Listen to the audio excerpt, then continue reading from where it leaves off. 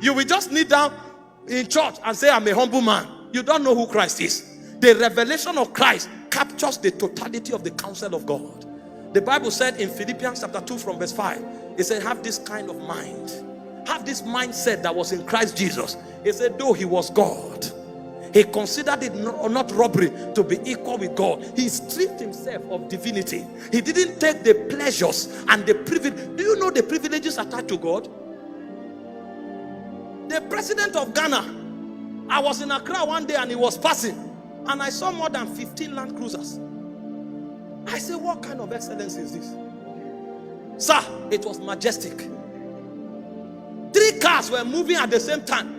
All the vehicles, nobody told them, they parked. Because when he passes, no other car pass. You can't pass. The weight of security, the weight of excellency, the weight of ecstasy that travels with him. And all the cars were moving on high speed. The wind that the cars were passing with, our clothes began to fly. More than 15 Land Cruisers. Whoop, whoop, whoop, whoop, whoop. You have no choice but to stop and admire it. That is the president of Ghana. Do you know how many presidents there are in Africa? There are many nations in Africa that are bigger than Ghana. And then do you know how many presidents there are in the world? You need to see who they call the American president. When the American president travels, 2 of the beasts can dwarf all the cars our presidents drive. And when the man is traveling, he don't drive in any other car in any nation of the world. Before the American president travels, there is a plane they call Antonov A250. It's big. It carries vehicles and armor tanks. The plane will go ahead with the presidential fleet and land at the airport.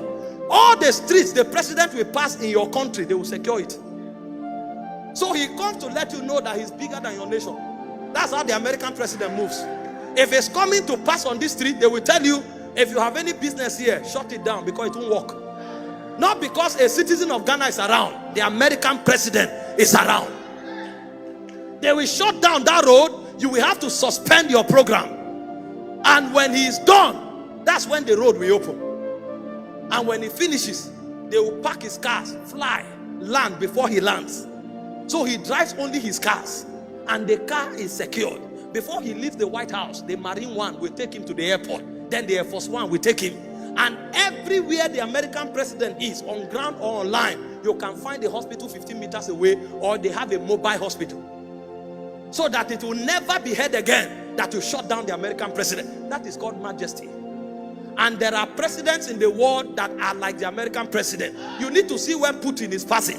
Putin can come to your country and threaten you and say, be careful what you say. And even your president will advise himself. You know what it means? It's called majesty. The battle in Ukraine now is because he wanted to annex a part of the country. You are not in that country. Why do you have so much authority? It's called majesty. There are presidents that rule other presidents. Now, all of these presidents put together with their powers, with their privilege, is nothing compared to the majesty of God. Ah! Beleketa! You know what the Bible said? The Bible said in Colossians chapter 2 verse 9 that it pleased the Father that the fullness of the Godhead, so the Father, the Son, and the Spirit all dwelt in Jesus Christ bodily. That was the glory Jesus had. All the presidents in the world can't compare to him. If you see one archangel, the glory of an archangel is greater than the glory of all the presidents put together. Meanwhile, it's an honor for an archangel to stand in God's presence.